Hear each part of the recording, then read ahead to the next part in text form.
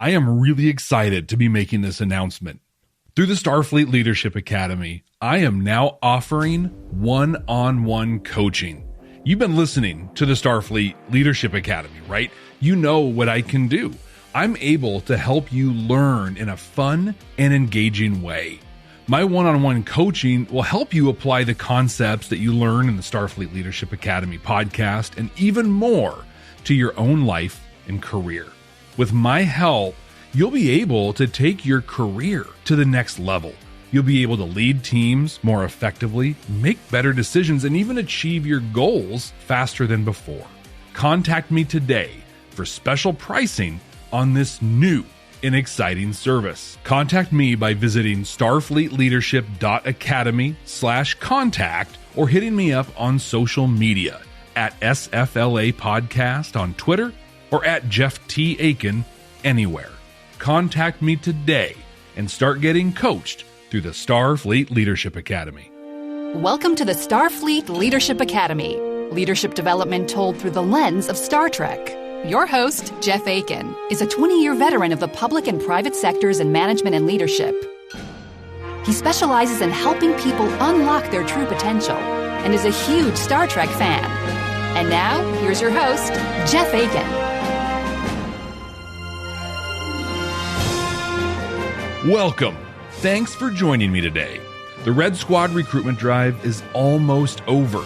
If you haven't subscribed to the Patreon or upgraded your subscription, now is the time to do it. Click the link in the show notes right away. All new and upgrading members will be invited to a live Ask Me Anything meet and greet. So go ahead. I'll stand by while you click the link and subscribe. Cool. Awesome. Hey, glad you did it. Welcome to Red Squad. Has anyone ever told you that it's your duty to do something? What does that even mean? I'm going to talk about what duty is and how you can determine what your duty actually is. I'm also going to share the singular hack that will allow you to solve most any problem you come across at work, and I'm going to do that by breaking down how Lieutenant Uhura does exactly that in the 4th episode of the 1st season of Star Trek the Animated Series, The Lorelei Signal.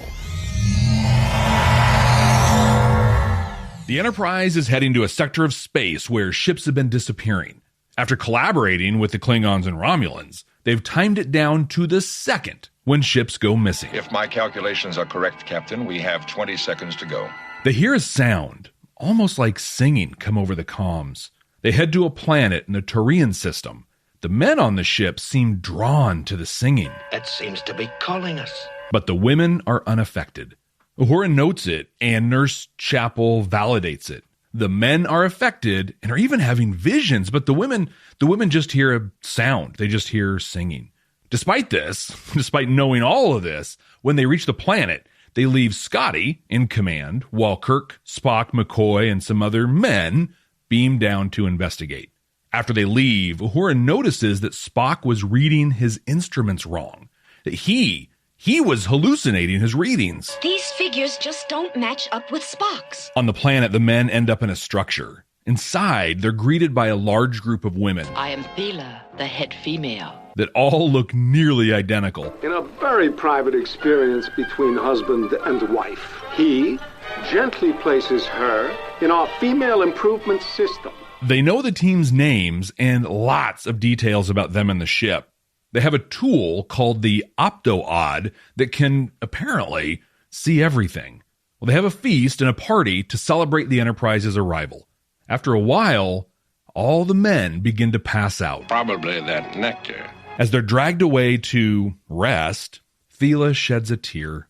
They wake up wearing some weird headbands and looking like they've aged, like 40 years. On the ship, Uhura and Chapel are learning more about the signal. It's ultimately lethal to men. So Uhura begins to take charge. I want an all-woman security team on every transporter immediately. She even relieves Scotty from his post and assumes command of the ship herself.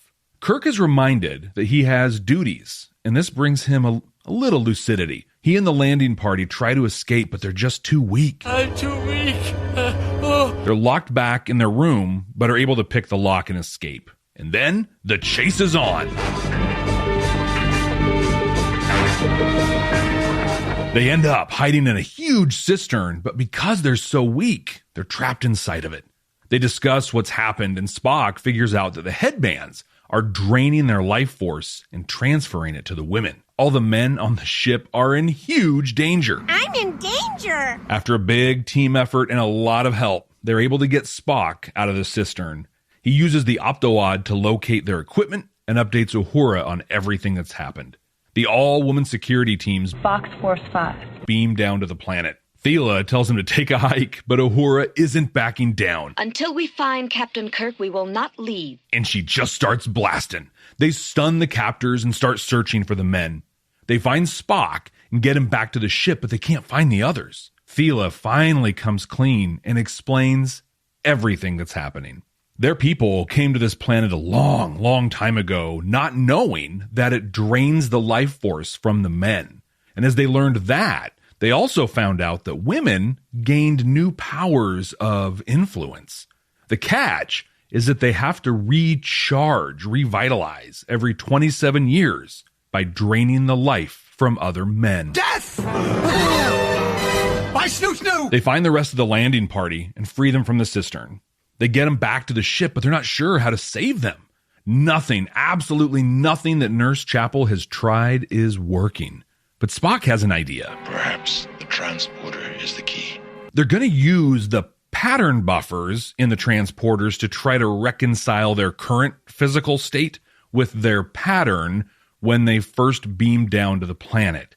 Now, this is super, super risky. Their patterns will break up, scatter in space. But if they don't do anything, they're going to die. So they go for it. It's touch and go for a minute, but it works. On the planet, Thela destroys the optowad, and Uhura says an all-female ship will be by to pick them up and take them to a suitable planet where they should be able to return to normal. They're very thankful. Oh, it is a much better future than immortality. And the Enterprise takes off on to another adventure. Our first animated series episode. What did you think? I mean, I'd be lying if I said I was Team TAS from the beginning, but it's really grown on me. As the series that was meant to continue the 5-year journey of the Enterprise, it honestly does a pretty great job. But what about this one? Is this one just a corny, low-budget cartoon? Or does it stack up with the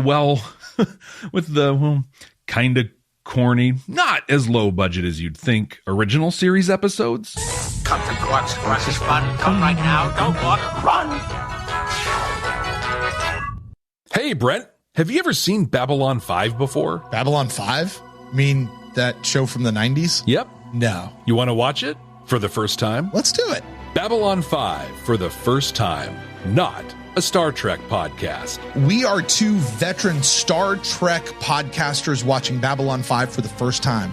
We're searching for Star Trek-like messages in the series and deciding if we should have watched it sooner. You can find us on Good Pods, YouTube, and anywhere you get your podcasts. Babylon 5 for the first time, not a Star Trek podcast. Are you a leader, a Star Trek fan? Do you love the lessons and strategies taught on the Starfleet Leadership Academy podcast?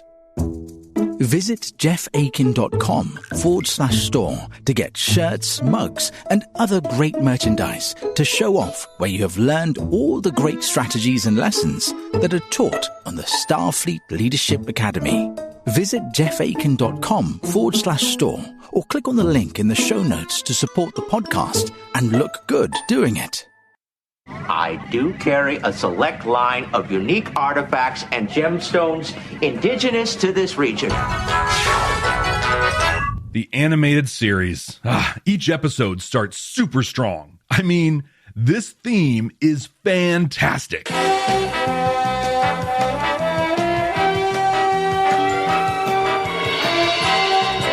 What a fun take on a classic. Sci-fi is awesome because you can tell stories about society and humanity that you can't really tell otherwise. I talk about a lot of these in the Starfleet Leadership Academy episode with Eliza Van Court. But if you add animation to sci-fi, you can get away with even more. Gene Roddenberry started writing a version of this very episode for the original series, but it didn't get the green light. Make it a cartoon, though, and now it's totally cool to let a woman of color take command of the Enterprise. The story's solid. It's told pretty well. I feel like it was missing quite a bit, though. Like at the end, when Thela destroys the Optowad and starts talking about an agreement that was made. Like, what agreement? Oh, this one that Uhura is now apparently out of nowhere filling some blanks on? Yeah, that agreement? I don't know, kind of came out of nowhere. But the most distracting part of this episode, where I have to believe that they accidentally dropped, I don't know, a few feet of film on the floor, is when Thela's trying to explain everything to Uhura. To survive, we must vitalize each 27 years of your time. Instead, we are eternal prisoners. We neither age nor die. I mean, which is it? You have to revitalize, or you can't die? Revitalize or die, or don't die? What is it? How is it both for them? It just didn't make any sense. All of the animated series episodes have odd pacing and pretty wooden voice acting. That said, Nichelle Nichols was on point. She voices 4 different characters on this one and was excellent as Uhura. In the commentary track of the DVD release of the animated series, Nichols says that she was so excited for the opportunity to take command of the Enterprise. If this had happened live action in the original series, it may well be held up as high as the interracial kiss that she had with Kirk in Plato's Stepchildren. The very first interracial kiss ever on television. Having a woman of color in command of the Enterprise wouldn't have been as big as that, maybe, admittedly, like for real, but still, it would have been huge. Instead, we get it here in a cartoon, and it's done well, and in a pretty enjoyable episode. As far as the animated series goes, this one is one that's very much worth watching. Command codes verified. This episode came out in the fall of 1973. The world then was a very different place than it is now. And the timing of the episode is very important. You see, this year saw Watergate happen, the announcement of peace between America and Vietnam. Saw the Endangered Species Act signed into law in the United States, and Billie Jean King beat Bobby Riggs in the Battle of the Sexes just 9 days before this episode aired. Billie Jean King played her own game, resting up, being non-communicative, but preparing herself mentally and emotionally and physically for a stunning performance against Bobby Riggs. So seeing a woman of color take command of the iconic USS Enterprise was a really, really big deal. But there's taking command, and then there's leading. Before we look at that, I'm going to talk about the concept of duty and what that means to a leader. And then we're going to look at the ways Uhura demolished stereotypes and led the crew to safety. The Starfleet Leadership Academy is supported by listeners just like you. Click the link in the show notes to support this podcast. Duty. The word itself conjures up thoughts and images in all of us. When I grew up, I was in the Scouts. I had a lot more fun as a Cub Scout, just a little note there, but I learned a lot through all of my time there. We swore an oath at each meeting to do our duty, and that's what comes to mind for me. For others, it might make you think of, I don't know, blind adherence to a code, or it might bring up images of heroism. It honestly is a word that's not great for a lot of people, and it's been used historically to cause real harm. But with that in mind, I want to talk about duty in terms of leadership. It is, by definition, an action that is required. It might be required by law, a position, a culture, a religion, or anything else. For example, my dad passed away a few months ago at the time of this recording, and I have been the executor of his estate. I have a duty because of that position and because of the culture of my family to handle his affairs and see that his wishes are carried out. As a leader, we often have duties that are defined in law. In the United States, for example, if you're in a leadership or management position and a person brings a harassment or discrimination complaint to you, you are legally obligated to take action. It is your duty to take action. I would argue that it's also your duty, because of your position as a leader, to advocate for and protect the people you work with. Bottom line, duty is something you have to do. Now, you can get really into the weeds with this concept and break out things that are your duty and things that are your obligation. Obligations are things you have to do for legal reasons or due to custom, things like that. And a duty is something with an anchor in your conscience or in your morality. Taking action on a complaint of discrimination, for example, is an obligation, while advocating for and protecting the people you work with would be a duty. Or another way to look at it, the way I like, duty is what gets me out of bed in the morning, while obligation is what they give me money to do, even if it is the right thing to do. Now, I bring all this up because we see the impact that duty can have on someone in this episode. The men are basically in a trance. It's a siren song that's brought them here, and they can barely remember their names. They're blindly following Thiela's commands because of the spell they're under. That all changes, though, when Kirk is reminded about his duty to the ship. Yes. Duties. For Kirk, taking care of the Enterprise and his crew is what gets him out of bed in the morning. It's what excites him. It's rooted deeply in who he is and what's important to him. So when he's reminded of those duties, it gives him a moment of lucidity. Silent lucidity. For that moment, he's able to see through the fog from the siren song and remembers that they're there to investigate the disappearance of ships, and he needs to save his crew. In the Starfleet Leadership Academy episode, TOS, Let That Be Your Last Battlefield, I talked about how to develop your personal mission statement. Duty goes deeper than that statement, but you've got to have that first. There are some great examples of personal mission statements from some pretty famous and successful people. Maya Angelou says that hers is not merely to survive, but to thrive, and to do so with some passion, some compassion, some humor, and some style. Richard Branson's is to have fun in my journey through life and learn from my mistakes. And Oprah Winfrey, to be a teacher and to be known for inspiring my students to be more than they thought they could be. One of the reasons these people have been so successful is they live by these mission statements. Because they created a life with a mission. If they're offered an opportunity that doesn't line up with their mission, they don't do it. They say no. But if it does line up with their mission, they can say yes, and yes with a lot of enthusiasm. Their mission and the duty that goes along with it gets them out of bed, even when there's hard work in front of them. So what's your personal mission statement? Do you have one? If you do, I'm dying to hear it. You can pop into our discussion group that's linked in the show notes or tag me on social media at Jeff T. Akin. But if you don't have one, that's cool. I'm willing to bet that most people don't. My personal mission statement is to enrich the lives of others through my interactions with them. What you'll see in mine and the others I shared earlier is that there isn't a specific template that you have to match, but you'll also notice they're fairly broad and they don't go into real specific details. And even though there isn't a template, you can follow one to help you get there. Here are two models that can at least get you started. The first one is a fill in the blanks. You would do, my personal mission statement is to use my blank. These are your skills. To blank, that's the outcome.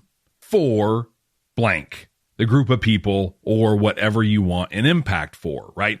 You can drop any of the blanks. You can add even more blanks, but this will get you started, right? Like with this, you could have, okay, my personal mission statement is to use my organizational skills to help provide food to vulnerable people. Now, it's great, right? It makes clear what you will say no to and what you get excited and out of bed for every day. So again, you're going to fill in some blanks. What are the skills you want to use? What is the outcome you're trying to achieve? And what group of people or group of whatever are you trying to impact? Again, my personal mission statement is to use my blank to blank for blank.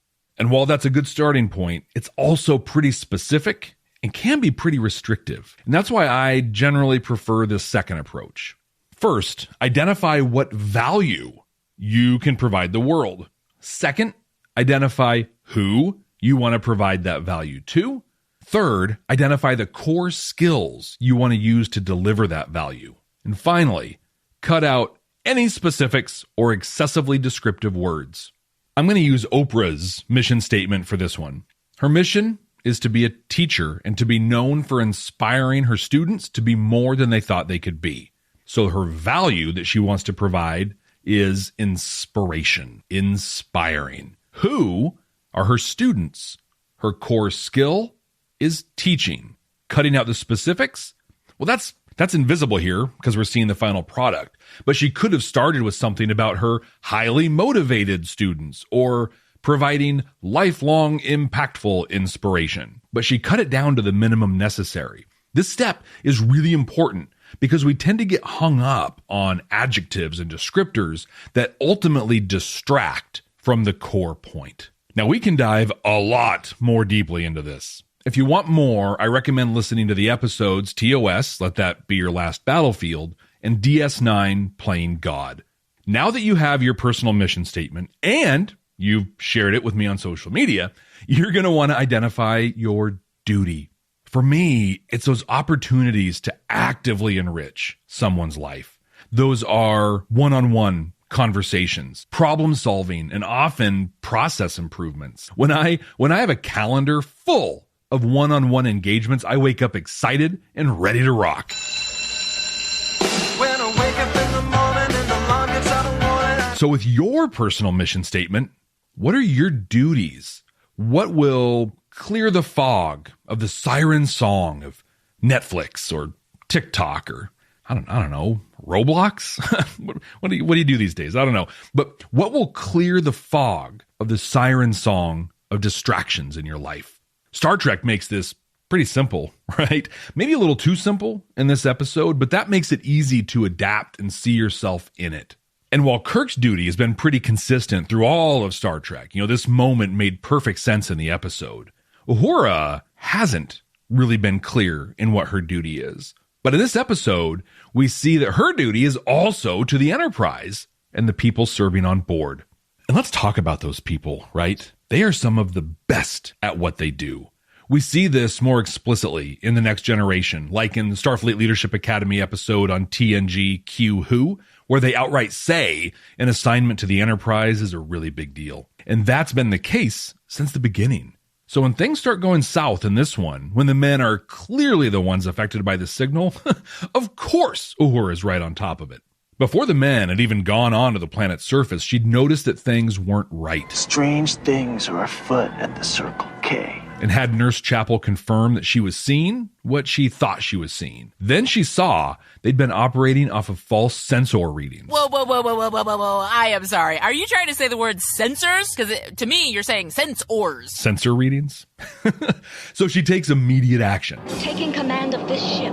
She comes up with a plan and she starts executing. She doesn't check to see if it's okay. She doesn't ask for approval. She just does it. And once she takes the final step, I am assuming command of the Enterprise. She focuses all forces on solving the problem. Under her leadership, they figure out how the signal's affecting the men, attempt to find a way to reverse the aging, and come in for the rescue. This was the perfect example of what it looks like when you have a team of capable, empowered, and enabled people working with you. Like, there's a version of this where everything falls apart because no one is able to step up and take charge. They keep looking around for validation. They keep asking for approval. Imagine what this episode would have looked like if Uhura asked Scotty if it was okay for her to take command, or if she and Chapel just sat in sickbay complaining about everything. Oh, look at Scotty just sitting in the captain's chair singing. Hey, look at me. I'm the science officer and I'm getting fooled by a song. There would have been a lot of dead dudes, and they never said what happened to the women on the ships that were taken before. Could be bad news for everybody. But if we're being honest, I'll bet that is exactly what happens in most workplaces. Leadership is either absent or ineffective or distracted by some siren song. So people just huddle with the cliques they work in and complain. Enough people start complaining, and then management acts, but not to solve the problem. No, now they're focused on shutting up the complainers. Uhura doesn't complain. She takes action, and she does it right away. Now, I want to be honest, I want to be clear here that there can be value in complaining. Like, I mean, we all know it can feel pretty good, right? And if someone hears you, like actively listens to you, it can either validate your feelings or help you to see things differently. But I've always tried to live by a rule. And that rule is that you get to complain once. And after that, you either do something about it or you accept it. It's honestly a pretty powerful rule to live by. In past episodes of the podcast, like TOS, the Omega Glory, I've talked about Kirk's skill as a manager. He's great. And Uhura proves that here. He's created a culture where people are able to solve problems as they see them, even if that means relieving the senior officer of command and taking over yourself. Now, to build a culture like that, there's a lot of things that have to happen, but I'm going to talk about 3 of them. First, building trust. Second, developing capability. And third, being crystal clear about the mission and the expectations around it. From Uhura's actions, we see there's real trust between the members of the crew. Chapel doesn't question Uhura. She just supports her. When she calls for an all-woman security team, she gets an all-woman security team. She doesn't have to stop and explain herself to everybody. When she relieves Scotty, he's totally cool with that. Then we see her capabilities. She reads and interprets sensor logs. She executes security protocols, and she encourages scientific exploration. And she does all of these things because she understands the mission and the expectations around that mission. So good on Kirk, right? Fantastic management, great culture building. But the real hero here is Uhura. And not just for being the only woman on the bridge when the men started acting weird. She called Nurse Chapel up to basically confirm that she was seeing what she thought she was seeing. Why didn't Chapel step up and take command? Why didn't any of the other women? Well, because Uhura is awesome. Time to be awesome. Now, yeah, there is a line where she says she's the senior lieutenant, so it's partially her job to step up, but she could have very easily let someone else step up. But she's demonstrating a leadership mindset here. There's a need, and she's going to fill it. You can do this as well. It's as simple as raising your hand when the opportunity presents itself. And it's important to note, the opportunity isn't always going to be obvious when it shows up. When you see a need, fill it. And the important part, fill it well. Uhura led brilliantly. She saw the need. She raised her hand, filled that need, and she did it very well. That's the same for you. There's not a great onboarding program where you work? Build one. The schedule is confusing and people are missing shifts because of it? Fix it. If it's impacting you, it's not someone else's problem. It's your problem. Don't wait on someone else because you'll be waiting a long time. In fact, I don't think I've ever seen someone else on anyone's name badge before. And maybe that's because they're so busy solving all the world's problems, apparently. No, honestly, it's up to you and it's up to your team. To put a really fine point on that, Uhura stepped up, raised her hand, and filled the leadership need. But she leaned on the experts to do the skilled work, the scientific work for a cure, the security work on the planet, the tech work on the ship's shields. So maybe fixing the schedule isn't your strong suit, but I'll bet someone knows how to do it or could figure it out. See the problem, fill the leadership role, and help point the right people at the right problems. So don't wait for someone else. Don't sit and complain. Be like Uhura. You be someone else. You can be the person that helps solve the problem. I was absolutely serious when I said I wanted to hear what your personal mission statement is. If you're willing, I'd love to hear your process in determining it too. There's a link in the show notes for our discussion group. That's a great place to share it. But you can also share it on social media. I'm on Twitter at SFLA Podcast, and you can get me on all the other social media at Jeff T. Akin. That's Jeff, T as in Thela, Akin. And as I said at the top of the episode, there are just a few more days left in the Red Squad recruitment drive. When you subscribe to the Starfleet Leadership Academy Patreon and join Red Squad, you get access to bonus episodes. And depending on what level you join at, you can get some cool merch and even get access directly to me through Starfleet Command. Plus, if you join during the drive, and there are just a few more days to do that, you'll be invited to a live Ask Me Anything that I'll host on Zoom. Now, computer, what are we going to watch next time? Working.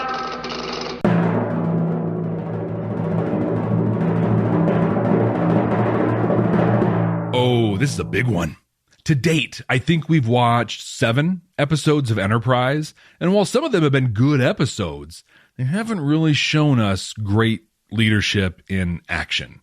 In fact, so far, Archer and Lorca are 2 that we learn the most from by looking at the opposite of what they do.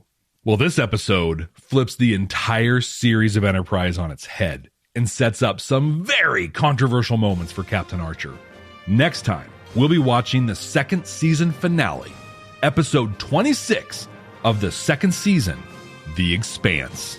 Yep, it's the one that kicks off the Xindi War. I am super excited to watch this one through a leadership lens, and there's no one I'd rather have along with me than you. So until then, ex astra scientia!